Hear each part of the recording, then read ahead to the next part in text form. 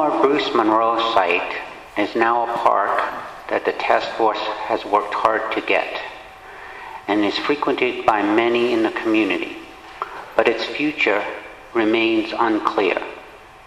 What do you think should happen with this site? To what extent would you include the task force in implementing legislation or budget actions in the redevelopment of this site? I must say, in all honesty, I know nothing about the Bruce Monroe site. I did not get this list of questions that were going to be asked tonight. But I would definitely want to get all kinds of community input. I presume that some people might want it for parkland. Other people might want to put buildings on it for community activities.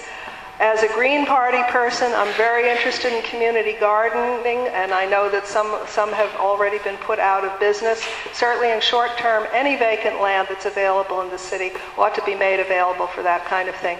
And one of the creative ideas I would like to promote is the idea of having a Good Samaritan bill passed so that anybody who allows their land to be used, or a building they own to be used, or volunteers their own labor, will, once they sign up for the Good Samaritan program, will be held harmless from lawsuits for the work that they do for the community.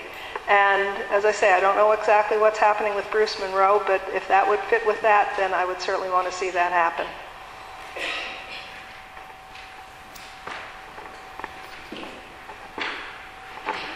Thanks. So I think the first thing that needs to be done with the site is we need to have an honest conversation with residents in the community about what they were told was going to happen at the site. And many people are still up in arms about the fact that they were essentially promised that the site would be rebuilt as a school. And there was a lot of conversation. I mean, I can appreciate this as a parent. There are still school-age children who are having to cross Georgia Avenue each day to get to school. And there are lots of parents that are just not comfortable with that. So any steps forward have to include an honest dialogue about why people were not given what they were told they were going to be given.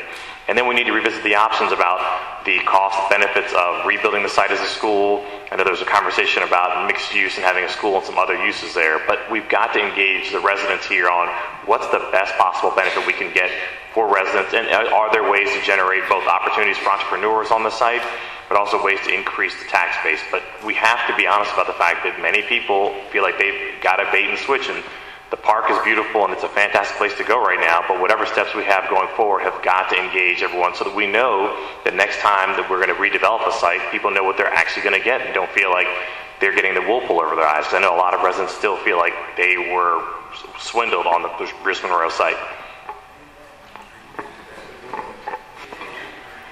Well, I agree with that, and I think definitely that it should be up to the community to decide. And I think Lower Georgia Avenue Development Task Force has done a great job with their survey in trying to determine exactly what that is that people want. But I think you should also, within the community, bring in the ANCs. I think they, as an official voice back to government, I think that's another avenue to be heard on what your preferences are for the site.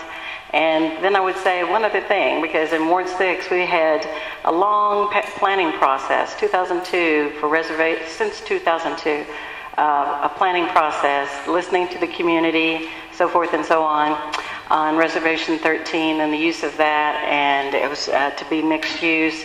And now it's being talked about as a site for Redskins training. So after you do all your planning, I think it's another important part to hold the council to what their decisions are. I'm glad you asked that question, because I am a member of this community, and I've been a part of the process and not a part of the problem. But I'll speak with Mayor Gray, the Deputy Mayor for Economic Development, and continue to meet with members of our community to make some decisions about the future use of Bruce Monroe site. Some uses might consist of the site remaining a park. We've discussed that in some of our meetings. And may consist of bringing a specialty grocery to the site with other ground floor retail and residential units on top. Additionally, there should be some green space or play area on the west side of the site. The Bruce Monroe site should be one of the anchors of the Lower Georgia Avenue community, which is a part of our community, and might cut down on bullying, besides the bullying that I'm feeling from my three opponents who keep taking my signs down, who challenge my petitions, who are acting like I'm not in this race. And so I think that if we have a creative area where our children can run and play in Ward 1, they won't grow up to be like the opponents that I'm against. Well, ladies and gentlemen, the reason why I'm very effective on the council because I keep one thing in mind. You need 7 votes. And here in this project, Bruce Monroe, you need to work with your council member and the at-large member. That's 2 votes. And then you need to get 5 more votes. There's strength in numbers. You have to work with your community. You have to come to a consensus. You know, in Ward 5, we just didn't wake up one day and get McKinney Technology High School and get the city to spend $85 million. We just didn't get public access television in Brooks Mansion when they were trying to put a jail there, and also got $750,000 to make that happen. We just didn't wake up one morning and last week we broke ground for Costco's and Shoppers Food Warehouse. It's working with your colleagues. It's coming up with the votes.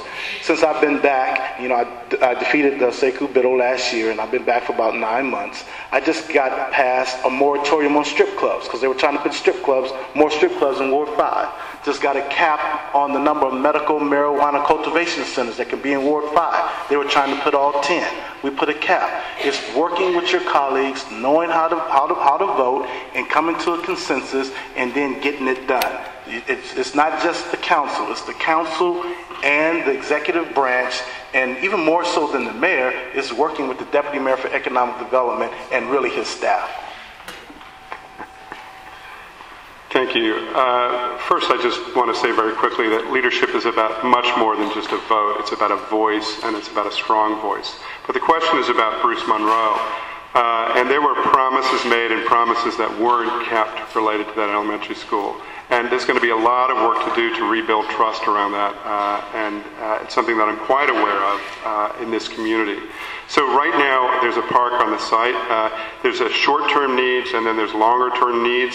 In the short-term needs, the park would benefit from a facility to help with recreational programming. It's going to be a park for a while, and in the short term, that would be a very, very helpful thing and something that I would advocate for. In the long term, it is a process that will be conducted with the community to figure out the best use. I can tell you what makes the most sense to me right now, which isn't where it will end up, but it's at least where I'm coming from at this moment based on what I've read and what I see, which is some kind of mixed-use development that includes an educational institution, preserves some measure of green space, but brings in the retail and the housing. So it's a series of amenities for the community, but with an educational institution as part of it. That's what makes sense to me, at least at this point. Thank you. I agree. Green space is always important, particularly in the Columbia Heights area and off of Georgia Avenue. And the youth need positive outlets, and yard parks are another one of those. Also, the dog walkers always say they need more places to walk their dogs. So there's many needs for green space. I agree there must be community input. And some of the older schools have become, apartment or condominium dwellings, but you have to make sure that inclusionary zoning is included so that there's some Section 8 vouchers there, or there's some affordable housing, because we must build that into all of the housing developments in our city. So that would be my comment.